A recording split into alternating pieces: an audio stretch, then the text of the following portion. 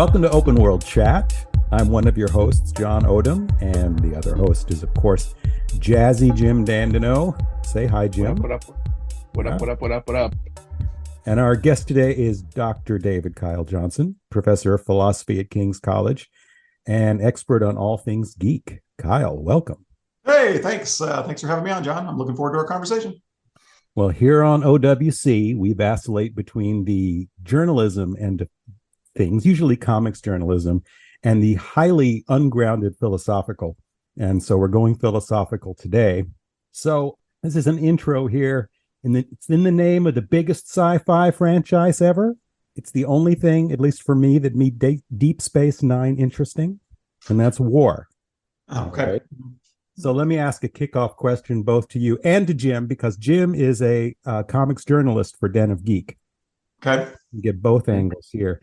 But so has modern science fiction, just to set the tone here, has modern science fiction basically just become largely war fiction, but with laser blasts and dome heads and bugs? Yeah, Jim, you want to go first? No, I want to defer to our Okay, so the expert. I can definitely see that it has moved in that direction, right? A lot of it is that way. Star Wars, obviously, although some people don't call that sci-fi, it's they call it space opera or fantasy, but Fantasy, yeah. I would classify it as sci-fi. I included in my sci-fi course for great courses. So it is largely about war, right? As you mentioned, DS9, which traditionally, Star Trek is not supposed to be about war. Star Trek's supposed to be about exploration, etc., right? And it was in TOS and TNG, but then it turns more to war in DS9, and even the most recent series, right? Strange New Worlds. There, it looks like they're setting up a war with the Gorn and that kind of stuff, right? Yeah. So there's definitely there's probably more war in sci-fi than there has been in the past.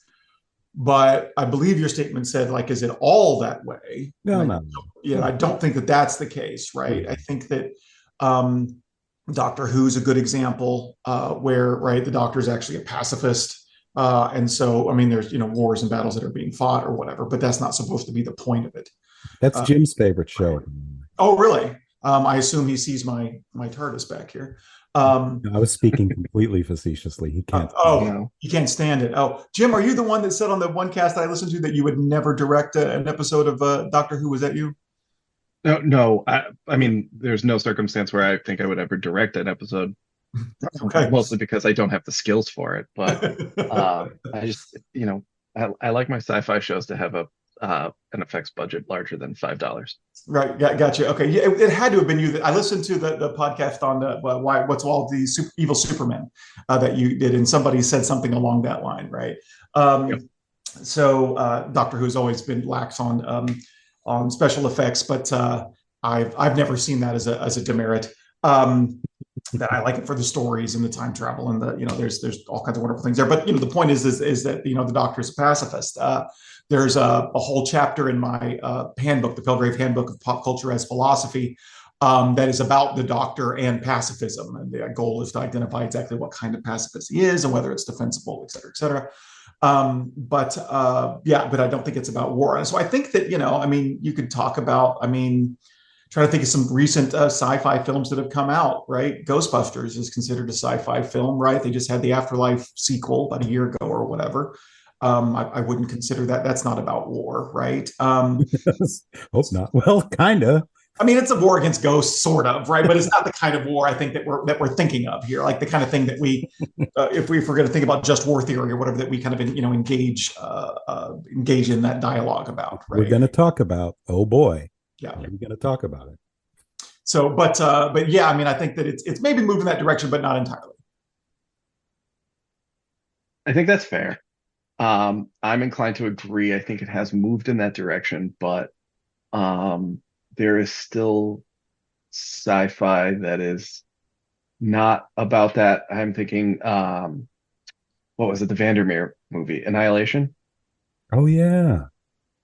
I love that that. was about trying to figure out how to communicate with the aliens.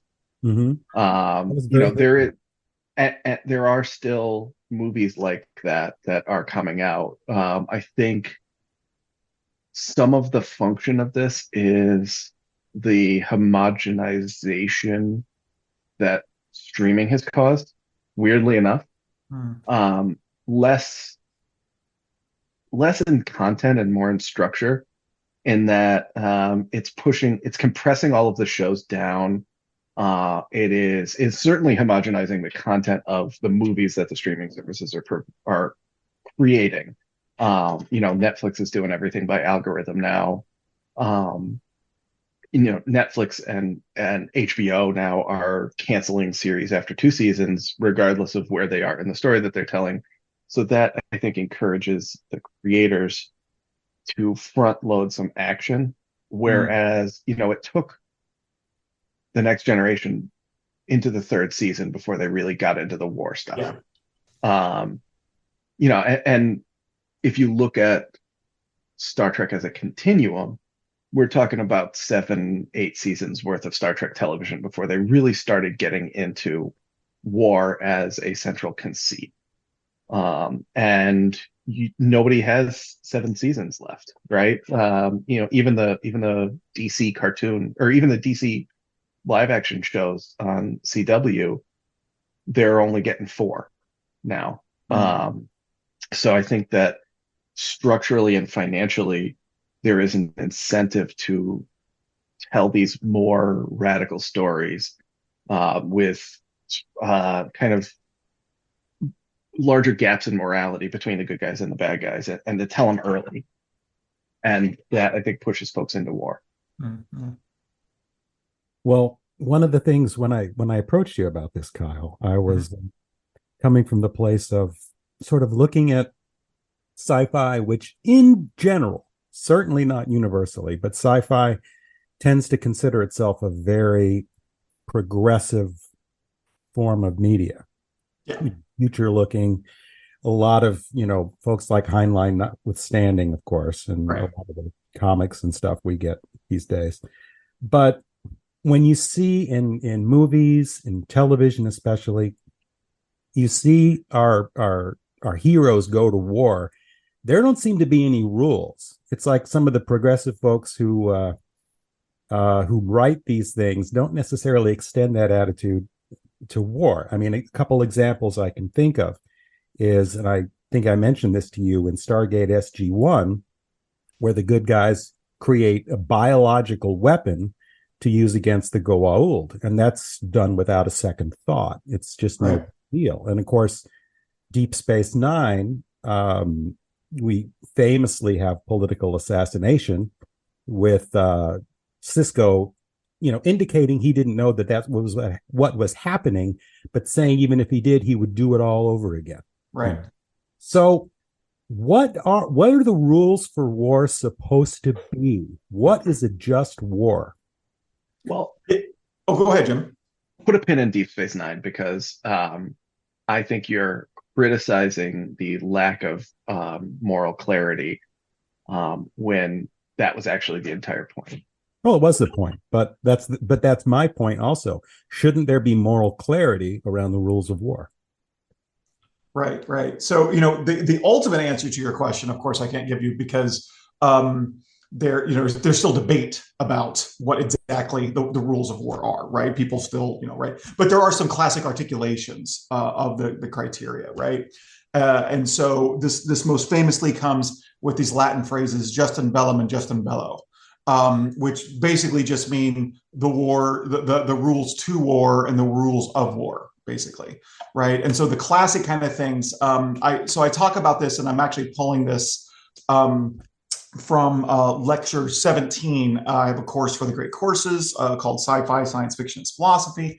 And in lecture 17, I use Starship Troopers, Doctor Who, and Ender's Game to talk about militarism, fascism, essentially militarism, or the militaristic aspect of fascism, and pacifism, the Doctor, and then Ender's Game I used to talk about just war.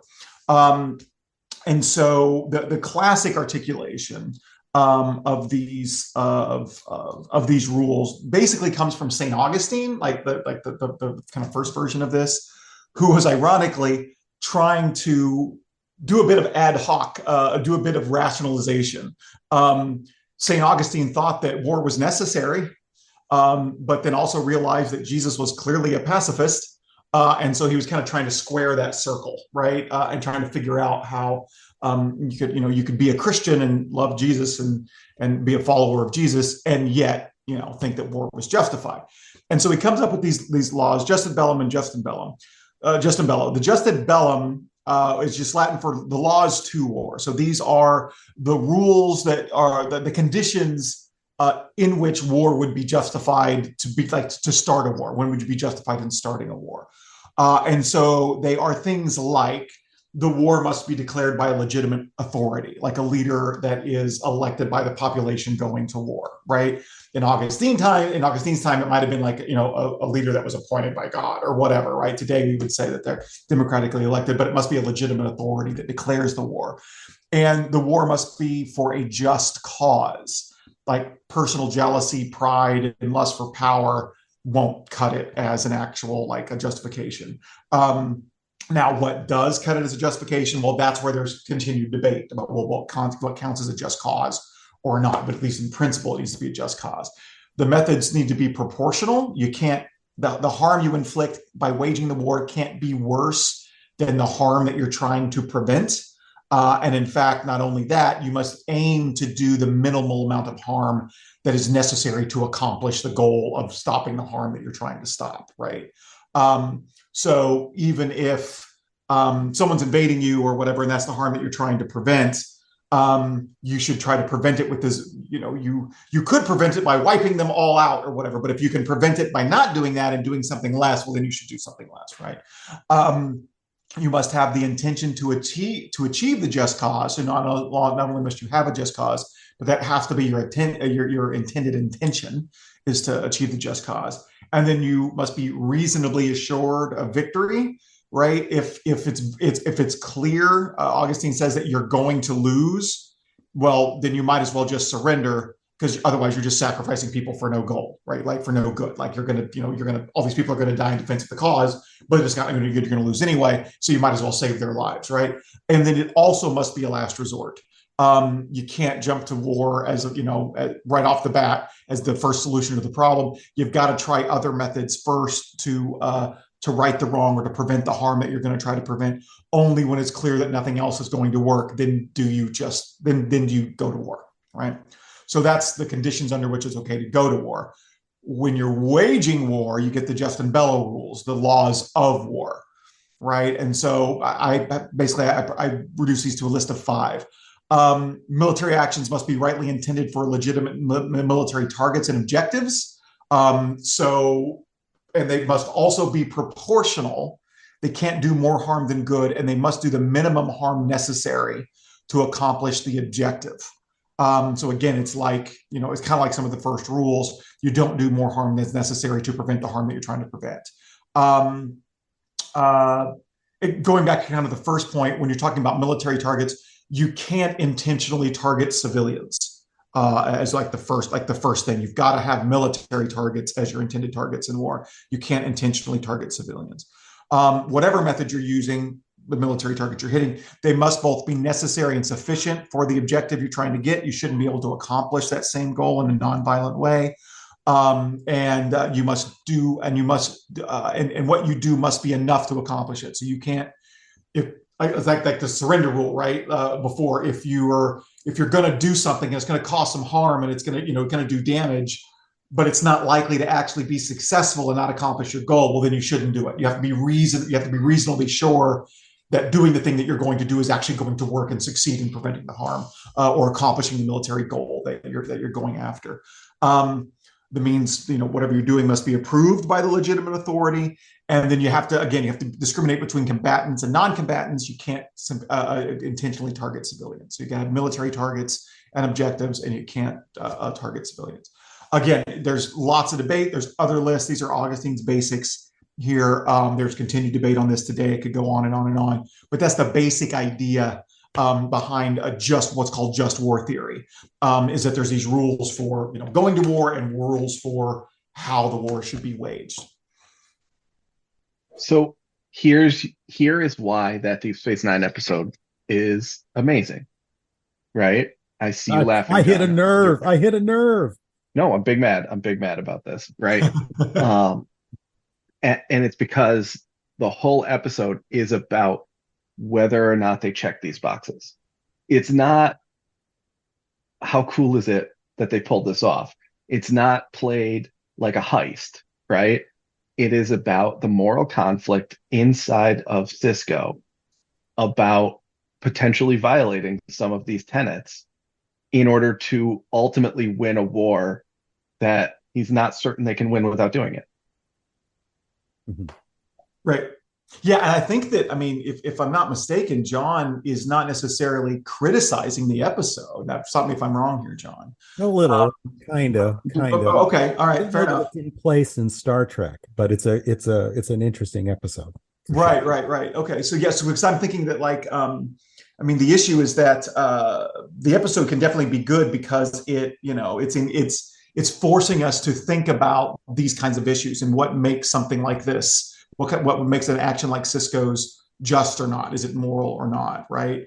And that can make the episode good, but it makes it less Star Trek-y, right? Like it's usually Star Trek's a little bit more. I think this is true. It's a little bit more black and white about what's the right and wrong thing to do, right? And there's usually not, our heroes don't do moral compromises, right? Right. But maybe what we have is that, I mean, that's not as true now, right? As Trek has continued to mature and change over the years, I think it's become a little bit more morally gray. And so maybe this is like an early example of things being a little bit more morally gray with Trek. But I think that is the criticism of Deep Space Nine that resonates with me the most, is that everything that was bad about future series in Star Trek was introduced in Deep Space Nine. Almost all of it was introduced in Deep Space Nine, right? Section 37, the war, the economic system on the space station, right? All of that stuff broke the Federation a little bit. Yeah. And Deep Space Nine handled it really, really well. Enterprise really didn't, right? So, and like season 1 of Discovery really didn't handle any of this stuff well.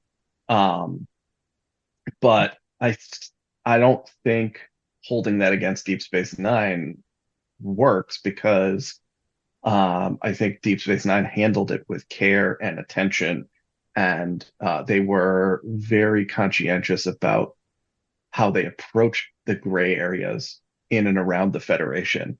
And they were trying to show how the Federation managed the gray, I think. Now, go ahead. Go ahead, John. Oh, I was just going to say, and even push back a little on the Doctor Who as one end of the spectrum here, because even the Doctor, when faced with the Time War, his pacifism fails him. Now he gets off the hook, right? Which you could argue was kind of cheap, and then even old Star Trek, right? We had the original series. I think it was a private little war, where Gene Roddenberry gave us a story that he couldn't answer about, the Klingons arming one side, Federation arming another, and just this complete, ratcheting up of mutually assured destruction here. Yeah, and it's a defense of the Vietnam War, right? Like, I was re-listening to my the next lecture in my sci-fi course. It's on the Prime Directive, and it mentions that episode, and that it's ostensibly some kind of justification for the Vietnam War, right? It's what I wanted to add. In what way does Enterprise not? I think what you were claiming there, Jim, is that Enterprise does not handle the moral ambiguity well. Enterprise doesn't really handle anything well. I think that Enterprise. Now I think you're being a little unfair to Enterprise. I probably am. Enterprise is really until like season 2 of Picard, Enterprise was probably my least favorite Star Trek out of anything. Enterprise is one of my favorites. So we're definitely in disagreement there. I actually like it better than both Voyager and DS9. I know that's heretical for some people, but and I actually like the way that it handles a lot of the moral ambiguity, especially whenever it's before the Prime Directive, and so they're trying to figure out how much they should interfere in different societies and that kind of stuff. The Cogenitor episode, I think, is wonderfully morally ambiguous, where you have this third gender in this new species they discover that are kind of treated like slaves on the one hand, or handmaids, really more like handmaids from The Handmaid's Tale, and yet it turns out that their entire species is reliant upon them because that's the only way that they can procreate.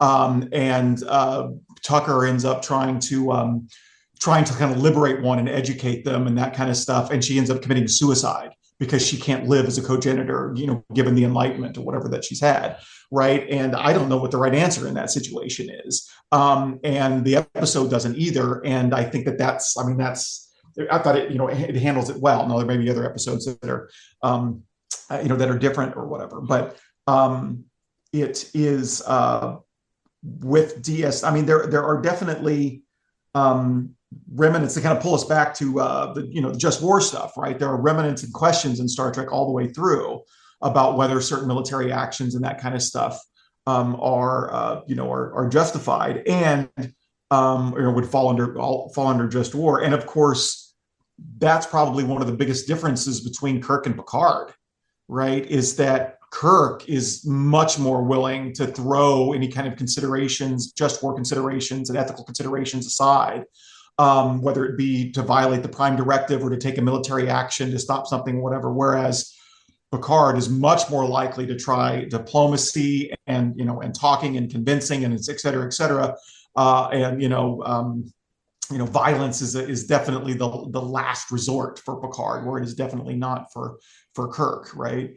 Yeah, I don't know what else to say about that, but I think that's definitely the case. And so there was maybe like a step back from the kind of more violence in TNG, and then DS9 starts to bring it back a little bit more, and then you get a little bit more in Voyager, right? And there's some warring that happens in Enterprise, et cetera, et cetera. Same thing with this, with Disco, with Strange New Worlds. There's not, of course, with Lower Decks, right? That is not war is not at all a focus in Lower Decks. And I absolutely love Lower Decks. I think it is great Trek. And I know it's comedy. I know it's like it's supposed to be canon, but it's also half parody.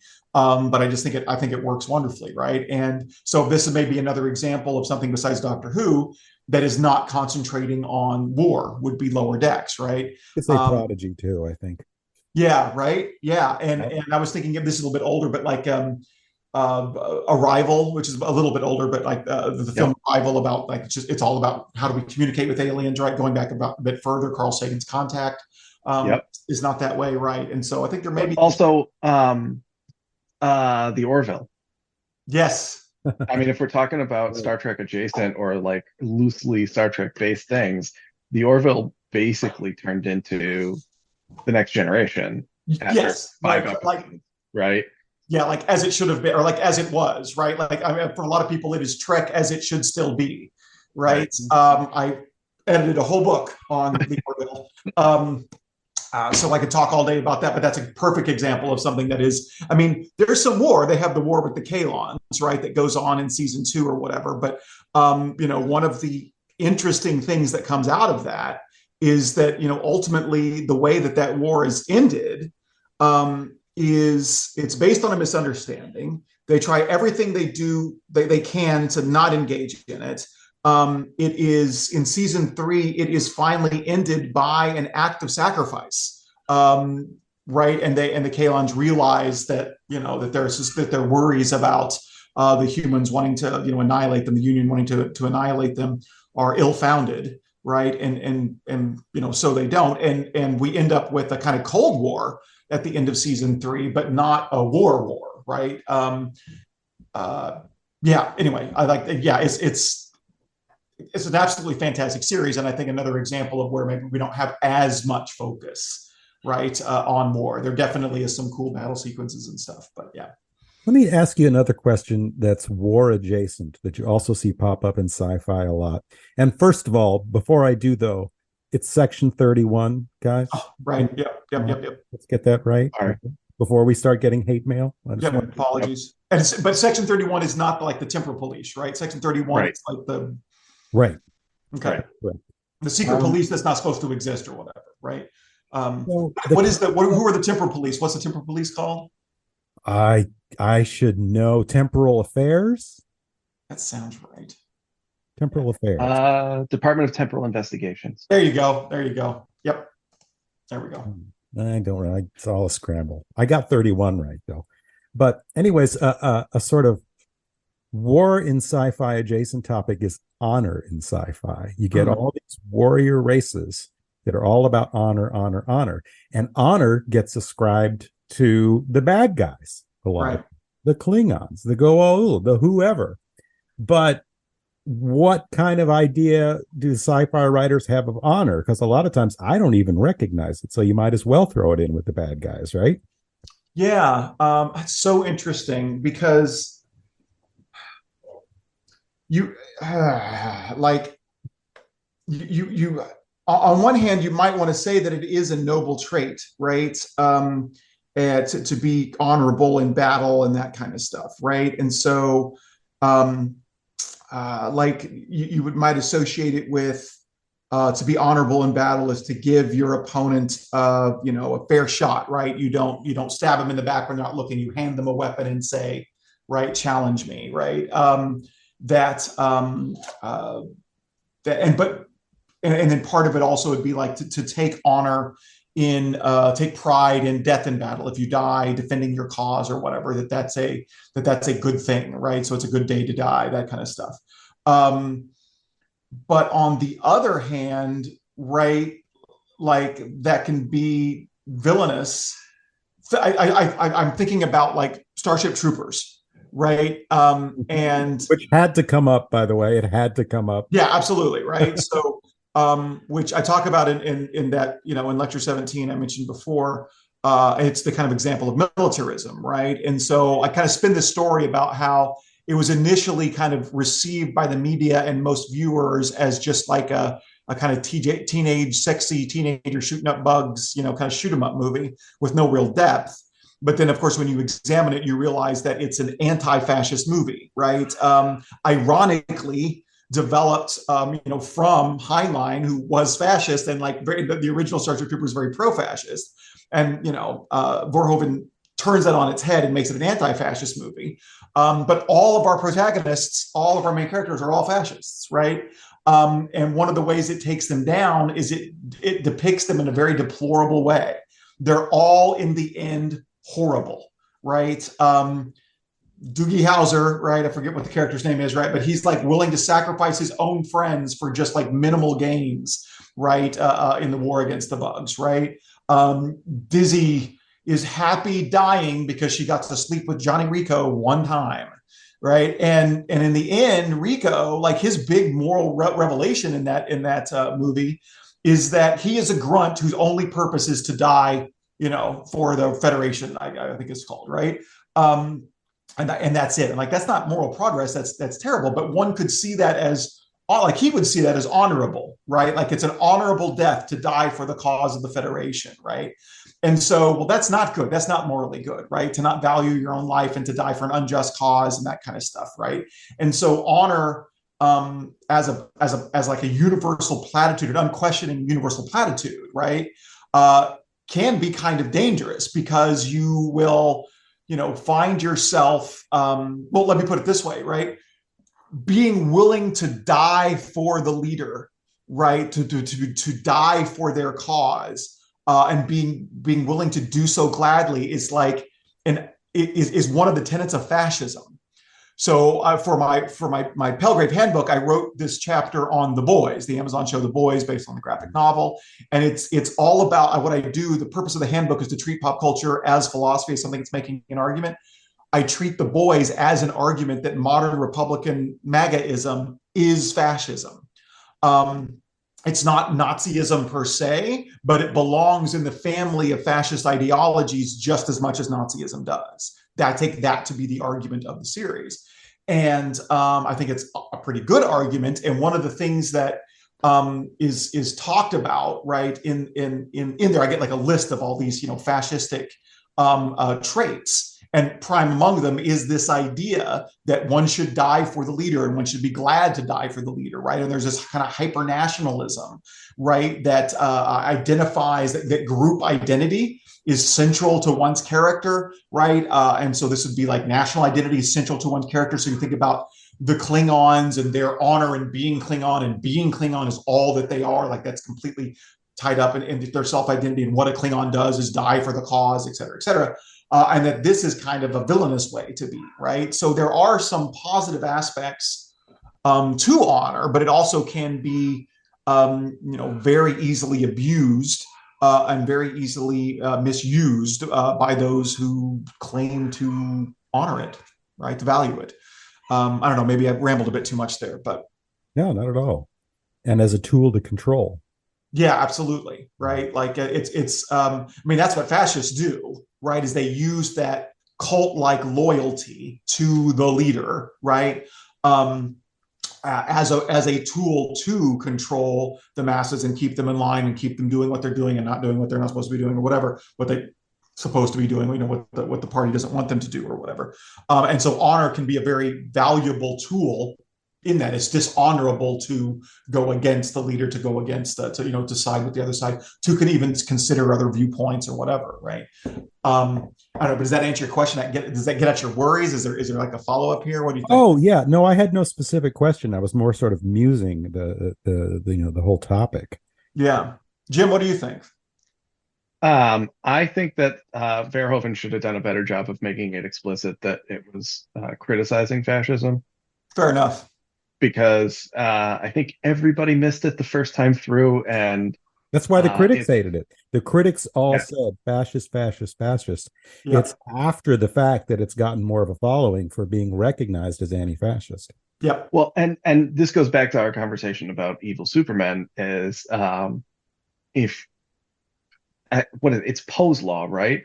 Absent winky emoji or some other indication of satire, a skillful parody of fundamentalism will be indistinguishable from the real thing. Yes. Yeah. So I don't know if that's Poe's law. But this is something that I talk about in the course, is that, I mean, okay, so I don't necessarily think that you're wrong. That Verhoeven definitely could have been more overt, that it was a satire. But let me put my Verhoeven hat on and defend him for a second, right? What he might say is, look, I dressed all of them up like Nazis. How more obvious do you want me to be, right? Like they were wearing SS uniforms with the pointed hats and everything else. How much more obvious could I be? The fact that no one caught on is proves my point more than anything, because this is something I point out in lecture 17. Fascists will see a satire, a parody of fascism. They won't see it as satire. They will think it's awesome. They will know this is the way things should be, right? Like they won't recognize the satire because it will be lost on them, because they will see it as normal, right?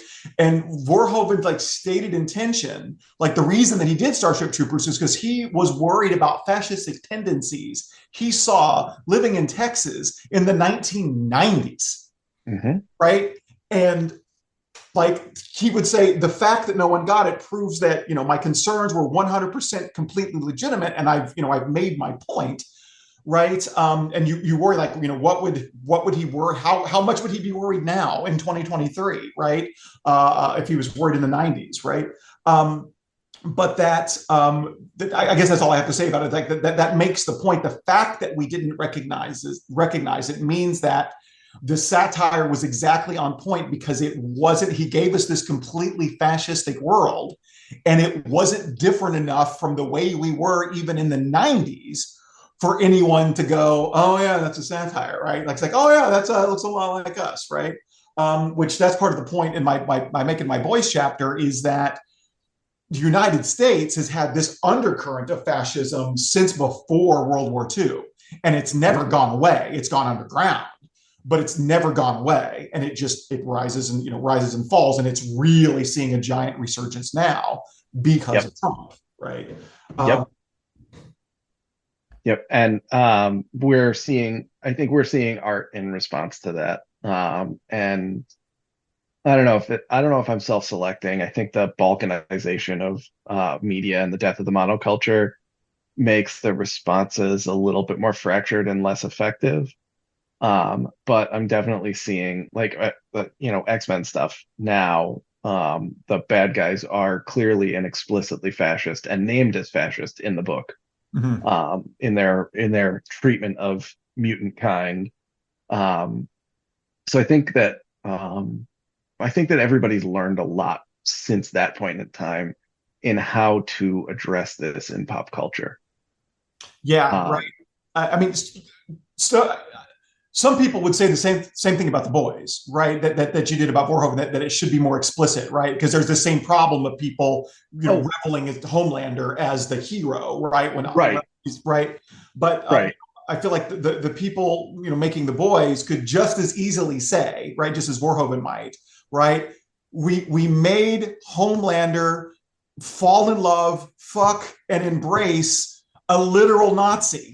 Actual, right? Like how more obvious can we be here, right? And that you still don't get it. So, but yeah. Well, and they had the Nazi get curb stomped on screen, right? Like, and that was a major hell yeah crowd pleasing moment. There are, like you said, the people who are being parodied in this will never see themselves being parodied until it's pointed out to them, and then they'll get all huffy about it and grumble about it on 4chan. Yeah, somebody like Ennis rolls Twitter around now in the Twilight Zone, right? Say that again, John. I just said somebody like Ennis likes to roll around in that Twilight Zone. Right. Yeah. Yep. Absolutely. Well, Ennis, you know what? Ennis definitely has the Verhoeven tendency of, how much more explicit can I make it? But people completely miss the point. Because he doesn't make it explicit enough. The only thing that Ennis makes really explicit in The Boys, especially, is how much he hates Superman and DC. And right, like everything else is just mean-spirited for the sake of being mean-spirited. Whereas the show, I think, does a much better job of coloring in all of the characters and helping us understand who we're supposed to be rooting for in those circumstances. And if the neo-Nazis out there don't understand that Homelander is not somebody that they should be rooting for, there is no way that these people are going to be reached. Yeah. Although I will say, Mortal Kombat is not helping anything by putting Homelander in the game. Oh, geez, I didn't know that. I didn't know they had Homelander. Yeah. No, that's Homelander's in the first DLC pack for the new Mortal Kombat game. Oh my God. That's not good. That's for the same reason. Like we're talking about, I'm doing a teaching the course on Black Mirror right now. And we just got through with the Waldo moment. And I love to I wear suits and lapel pins when I teach. And I love different lapel pin. I like to theme them with what we're talking about or whatever. But I'm not going to wear a Vote Waldo, lapel pin.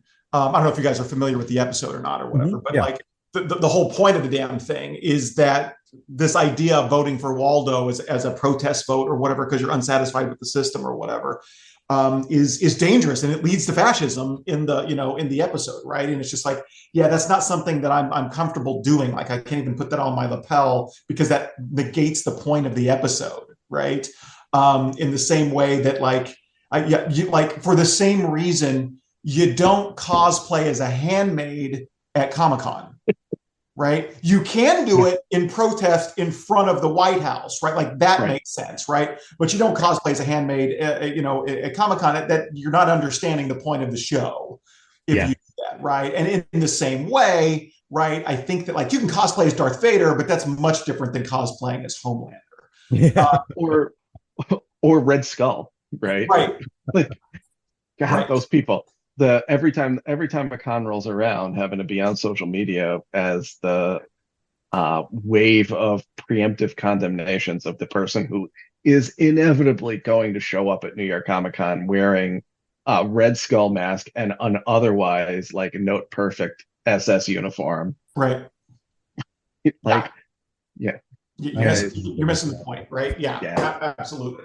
Um, uh, yeah, so like I'm not sure what else to say about that. I feel like I had something else in my head there, but it went away. Um, but I think it's just it'd be interesting to explore like a list of things that you shouldn't cosplay as, right? I could see maybe a Homelander cosplay if it was part of a collection, like a whole group of people were going as people from the boys, and so you kind of include everyone. Maybe that is acceptable, but doing it at like a political rally, right? Like this is what got a lot of people's attention, right? You got Homelander with somebody cosplaying as Biden in chains or whatever, right? Like being arrested or whatever. It's just Yeah, really missing the point. extremely so. Yeah. Well, let's see, Kyle. We've covered war, honor, and fascism, and I think in the process, I've taken up more of your time than I promised I would. Oh no, I mean we're good. If you've got more you want to talk about, I can definitely. Oh, we do, and I'd love to have you back for that very reason because there's a few more topics we could really get into, I think, and really rip apart here. Yeah, absolutely. What are you interested in talking about? What else do you want to talk about? Oh, let me stew on that a little bit. Oh, Get sure. back to you. Otherwise, Sure. I'm going to sound even more ungrounded than I usually do. I'll definitely get back with you, and we'll have you back on as soon as we can. Actually, Oh, that's great. Yeah, like yeah. I'm usually available around this time every week, so let's do it. Awesome. All right, and where can folks find you online? Oh, right. So, if you're interested in the great courses I was talking about, the sci-fi course in particular is what people probably be interested in. It's called Sci-Fi, spelled SCI-PHI. Sci-fi, as in science fiction as philosophy. See what you did there. Yes, it's a clever pun. I actually stole it. There is a sci-fi journal out of Australia that does that kind of thing in the journal. I actually wrote a couple articles for their inaugural, like they rebooted the whole thing or whatever. But they were actually defunct at the time that I did the course. So I asked them if I could borrow the title since it wasn't going to be used anymore for the course. And then after the course, they came back and I wrote for them anyway. So it's sci-fi, science fiction, philosophy. You can find that on Great Courses. It's actually on Wonderium. It's called Wonderium now. Great Courses is one of Wonderium's products. But you could just Google Great Courses, David Kyle Johnson, Sci-Fi, and it'll pop up. You could get the DVD, you could get the like a CD of it, literally, or you can stream it. Or Wonderium has like a Netflix kind of like portal or whatever. You can pay a monthly subscription, so you can listen to the course for free because you can do a month for free on Wonderium and listen to it for free and then cancel if you wanted to. But it's also an audiobook on Audible. But I will say if you just do the audio version, you don't do the video's got like I have a whole you guys nobody listening to it can see it, but you guys can see I have stuff behind me like my cubes and my tops and that kind of stuff. There's this enormous collection of things behind me on the course in the course, and there's little gags that we do in the background, little jokes, and there's other things that we do when we do the lecture on parallel worlds. There's some really fun stuff that we do. So anyway, but you can, so if you get the video of that, that's really good. You can get that on Wonderium, but otherwise it's an audiobook and that kind of stuff. But any of my books, I have a book on Black Mirror. I have a book on the Orville. I have a book on the movie Inception. Irwin and I, Dr. William Irwin and I have a book called Introducing Philosophy Through Pop Culture. Those are all available on Amazon. You can Google the Palgrave Handbook of Pop Culture as Philosophy. It has 96 chapters in it, and it covers everything from movies and television to comedians, graphic novels, and even video games. There's a great chapter on Legend of Zelda: Breath of the Wild, written by Chris Lay. I'm a big Zelda fan. Yeah, that's my favorite game. So I've got. Have you played the? You played the new one? I haven't played. I'm only half. You haven't played Tears of the Kingdom yet? I've been playing for literally 3 months now, and I think I'm only just halfway through. That's awesome. That's awesome. I don't think I'm quite at 50% completion. I have beat Ganon. So I did the major stuff, but I've got a billion side quests and that kind of stuff to go back and do. And I thought I was doing a whole bunch of I made a point of doing a whole bunch of side quests before I go on to the next stage. And I did. I'm still not even halfway through, right? It's just I got the Master Sword before I went to the castle the second time.